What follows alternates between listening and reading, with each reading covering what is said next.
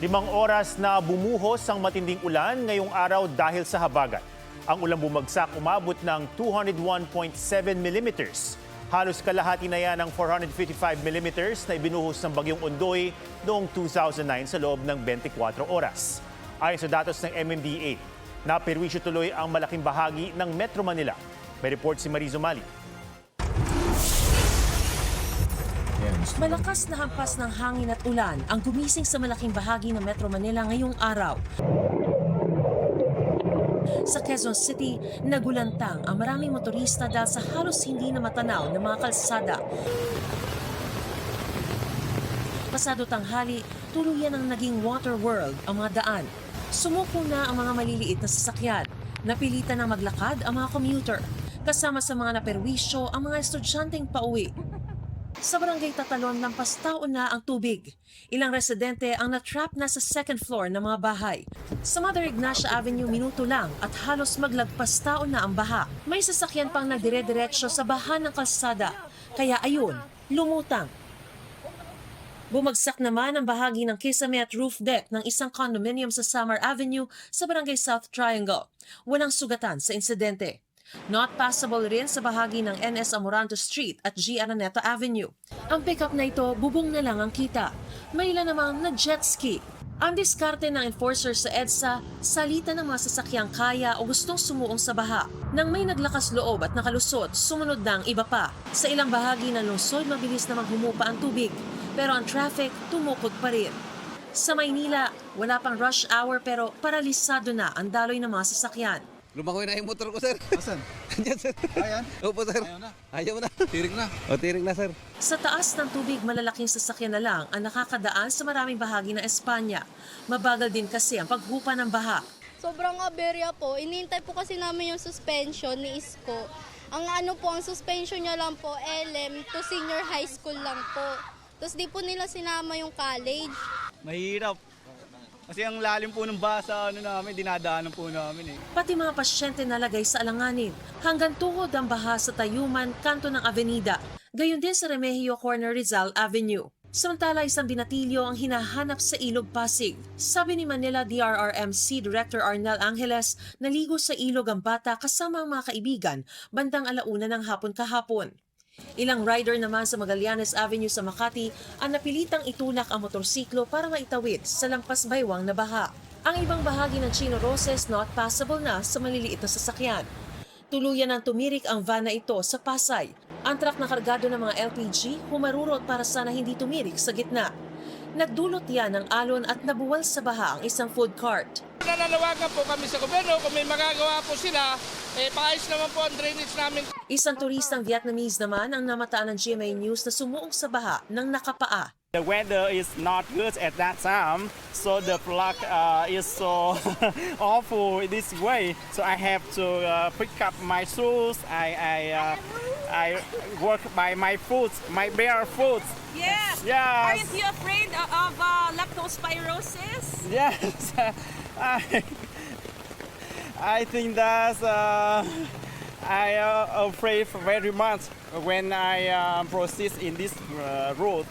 Pero ang ilang bata nilangoy pa ang baha kahit nang sawayin na. Masarap. Gusto po namin maligo. Wala po kami swimming pool, kaya sa baha na lang kami naliligo. Maris Umali, GMA News. Bumigay ang isang perimeter wall sa Cainta, Rizal sa gitna ng malakas na ulan. Ipinatutupad naman ang preemptive evacuation sa Marikina sa gitna ng pagtaas ng tubig sa Marikina River. May report si JP Soriano. Umabot na sa hood ang tubig pero pinilit pa rin ng SUV na itong suungin ang baha sa barangay San Roque, Marikina. Hindi raw kasi nilatiya kung tataas pa ang baha. May mga lalaking voluntaryong tumutulong sa mga taong gustong makatawid sa baha. Mas mataas pa raw ang baha rito kanina, bahagya ng bumaba nang tumila ang ulan. Hanggang dito na baywang, dito. Mga baywang lang po. Mga nag-evacuate ba o talaga sanay na sila doon sa lugar na yan? Wala pa naman po. Sanay na siguro sila pag nagbaha parang lang sa kanila. Pag lumaki na yung tubig yun. Isang lugar na ito sa mga pinuntahan ni Marikina Mayor Maan Teodoro. Yung tubig wala na bumagsak ngayong araw na to. In 5 hours time is like half a day of undoy So ganun kalakas talaga at dami yung volume ng ulan. At tulad nga ng sabi natin kanina, sinasalo din namin yung tubig ulan galing sa Rizal. Sa ngayon, preemptive evacuation pa lang ay pinatutupad. Giit ni Teodoro, malaki ang tulong ng flood control project sa Marikina. Mas malala pa raw siguro ang baha kung wala ito. Paliwanag ng city engineer, mataas na volume ng ulan at tubig mula sa Rizal ang dahilan ng mabilis at biglaang pagbaha sa ilang bahagi ng Marikina. Ang Marikina River umakyat ng 16.8 meters bandang tanghali kanina. Bagamat bahagya itong bumaba nitong hapon, mahigpit pa rin daw itong binabantayan ng mga otoridad. Halos buong araw ding malakas sa ulan sa Cainta Rizal. Bungad pa lang ng Imelda Avenue, di na makapasok ang mga maliliit na sasakyan. May mga commuters na isinakay ng sidecar pero itinutulak na rin sa lakas ng agos ng baha. Bilang tulong sa mga stranded ang ilang pribadong truck, nagsakay na rin ng mga pasahero. Abot hita naman ang baha sa ilang compound. May mga residenteng lumikas na. Sabi ni Cainta Mayor Janiel Keith Pasion Nieto, may nag-collapse daw kasing perimeter wall. Umiikot naman ang rescue trucks ng Cainta LGU. Bumaha rin sa Pasig, partikular sa Caruncio Avenue malapit sa Pasig RTC, kasabay ng pagsuspende ng pasok sa government offices, pati na rin ang pasok sa maraming pribadong kumpanya. Maraming stranded na pasahero mula Rosario, Pasig ang naglakad hanggang Tulay, Rizal dahil walang masakyan dahil sa malalim na baha. Pero matagal lang hindi bumabaha dito. Matagal na. Oo. Baka undoy pa yun. Grabe ngayon lang po sir ang pinakamalakas ngayon. Kahapon naman wala, hindi naman ganito. JP Soriano, GMA News. Mahigpit na binabantayan ang paligid ng Marikina River matapos itong umabot sa spilling level. Mula sa Marikina, may live report si EJ Gomez. EJ. Atom, umaapaw pa rin ang Marikina River sa mga oras na ito at sarado sa mga motorista ang mga kalsada sa paligid nito at mas mahigpit ang pagpapatrolya rito para maiwasan ang anumang disgrasya. Pasado alas 9 ngayong gabi, nadatnan naming magkakasamang nagmomonitor ng Marikina River ang grupo ng mga kabataang ito. Tinatanaw daw nila ang antas ng tubig. Baka raw kasi pasukin ng baha ang kanilang mga bahay. Dahil umaapaw pa rin ang ilog, sarado sa mga motorista ang bahagi ng Bayan Access Road at Ming Lopez Lane, mga kalsada sa paligid ng Marikina River Park. May mga nakadeploy naman ng mga river patrol ng Marikina River Parks Authority para i-monitor ang sitwasyon. Sa bahagi ng Ming Ramos Lane, naiwan ang makakapal na putik sa kalsada. Ilang tauhan ng LGU ang nagsimula ng maglinis sa lugar. Sa ngayon, preemptive evacuation pa lang ang ipinatutupad sa lungsod ng Marikina. Check lang po namin yung level ng tubig dahil malapit lang rin po yung bahay namin dito, baka sakaling abutan ng tubig. Malakas ang agos, so diretso.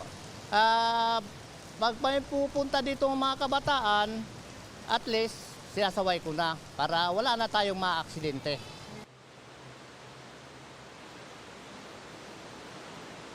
Atom, sa mga puntong ito naglalaro sa 16.4, 16.3 meters ang antas ng tubig dito sa Marikina River. Pero nakikita naman natin talagang dire-diretso at malakas yung agos dito sa ilog. At yung bahaging ito na kinatatayan ko, elevated lang ito, ay apaw pa din ito. Pero nakikita na natin yung semento ng kalsada at patuloy naman yung paglilinis na ginagawa ng mga tauhan ng Marikina River Parks Authority. Kaya inaasahan na siguro sa mga susunod na oras ay pwede nang madaanan itong kalsadang ito yung Bayan Access Road, pero merong river patrol na talagang nagmo-monitor ng sitwasyon at nagsasaway sa mga lumalapit dito sa apaw na bahagi ng ilog. Atom? Maraming salamat, EJ Gomez. Bukod sa baha, nakapagtala rin ng mga pagguho ng lupa sa Olongapo City na nagpabagsak ng ilang puno at poste roon. Live mula sa Olongapo City, may report si Von Aquino. Von? Atom, dahil nga sa walang tigil na pag-ulan, kabi-kabilang landslide ang naganap dito sa Olongapo City. Binahari ng ilang kalsada sa Subic Bay. Halos mag-zero visibility sa SC Tex Tarlac pasado alas 3 ng hapon matapos bumuhos ang malakas na ulan. Mula sa SC Tex Bataan, kita ang mga tanimang lubog na sa baha. Sa Subic Bay naman, gutter deep ang baha sa Manila Avenue, Dewey Avenue at Canal Road. Halos umapaw naman ang Matain River sa Subic at malapit na itong umabot sa kalsada.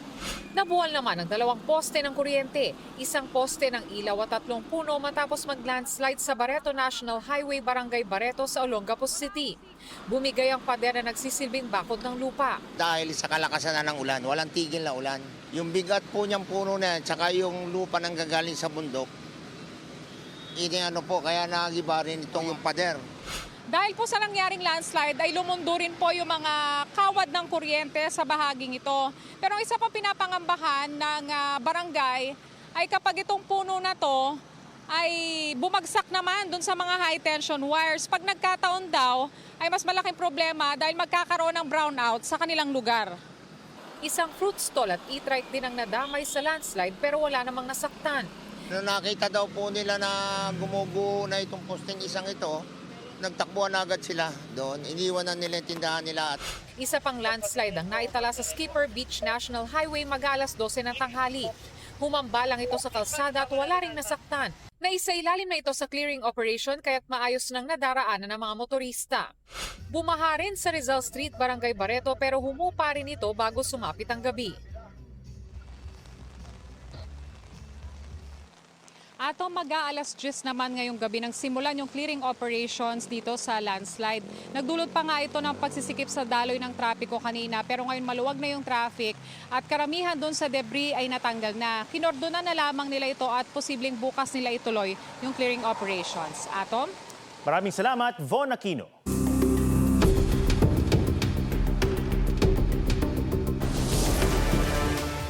Day 16 ng impeachment trial ni Vice President Sara Duterte.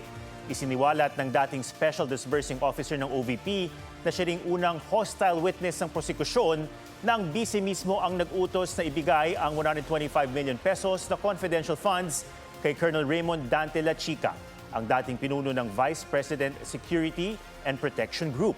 May report si Sandra Aguinaldo. Ang iniharap ngayon ng prosecution, si Gina Acosta mula sa tanggapan ni Vice President Sara Duterte. Antemano, sinabi agad na ipiniresenta siya bilang hostile witness dahil boss pa rin niya si Duterte at meron daw itong counter affidavit na pinagtatanggol ang bise kaugnay sa confidential fund. Tumutol dito ang depensa pero diniklara pa rin ng presiding officer na hostile witness si Acosta. Sino po ang boss niyo sa Office of the Vice President?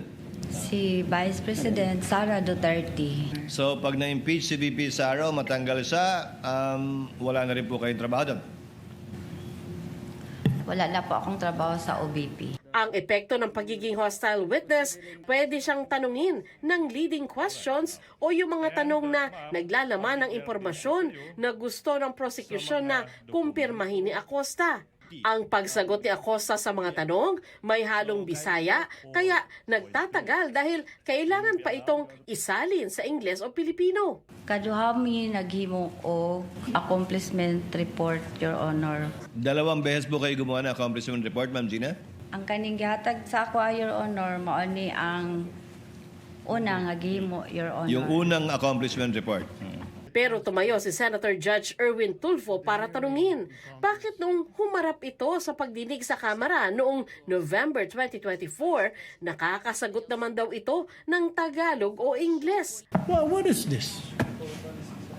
I mean, mabuti po sana pati yung discretionary, and she's a government official, she doesn't know what discretionary means is. I mean, what it means? Dito po, sumasagot naman po siya, English, Tagalog. Tama na po itong panluloko sa atin.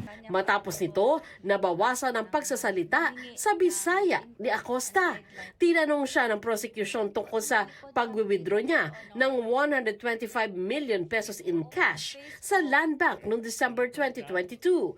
Ito yung confidential fund ng bise na sinasabing na-disburse o nagamit sa loob lamang ng 11 araw. Para maisalarawan ang dami ng pera, nagpakita ng letrato ang prosecution lawyer pero umalma ang depensa. May we just ask as to the source of the photo and how it was generated and produced? Because we don't have 125 million pesos in cold cash, so we had to resort to technology. Is that, Your Honor, artificial intelligence? Is this AI? Yes. Generated? Yes. Ang pera ay nilagay daw niya sa 4 na bag, tsaka bumalik sa kanilang opisina. Doon ibinigay niya ang 125 million pesos in cash kay Colonel Raymond Lechica, former head ng Vice President Security and Protection Group. Dati nang ipinunto ng prosecution na sa ilalim ng joint circular ng Commission on Audit, ang Special Disbursing Officer ang dapat nangangasiwa sa pagre-release ng confidential fund. Kaya tanong ngayon ng prosecution, bakit ibinigay niya ang cash sa security ng bise, gayong trabaho niya ito bilang Special Disbursing Officer? Kasi po, may instruction po sa taas, Your Honor, ng aking head of agency. Sino ba ang head of agency na nag-utos sa'yo? Ang nag-utos po sa akin na i-release ang pera na 125M sa security officer na si Colonel Lechica ay si Ma'am Sara Duterte.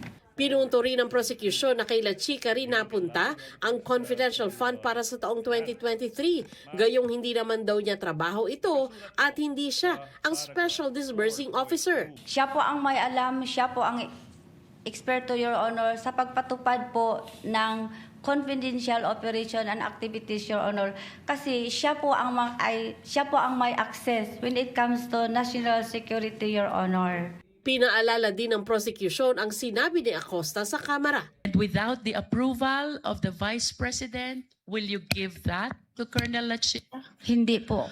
Lumabas din sa pagtatanong na ang inihandang plano para sa pagkakagastusan ng confidential fund ay walang detalye kundi blanket program lamang. Sabi ni Acosta, lumalabas na ang detalye ng paggamit ng pera kapag ibinigay na ni Lechica kung saan ginamit ito. Kinumpirma rin ni Acosta na sa mga dokumentong isinumite sa Commission on Audit para i-liquidate ang milyong-milyong pisong confidential fund, wala ang pangalan ni Lechica sa kabila ng papel niya sa paggamit ng confidential fund. Sa lahat ng mga dokumento isinumite nyo sa COA, nakasaad ba dyan yung pangalan ni Colonel Lechica?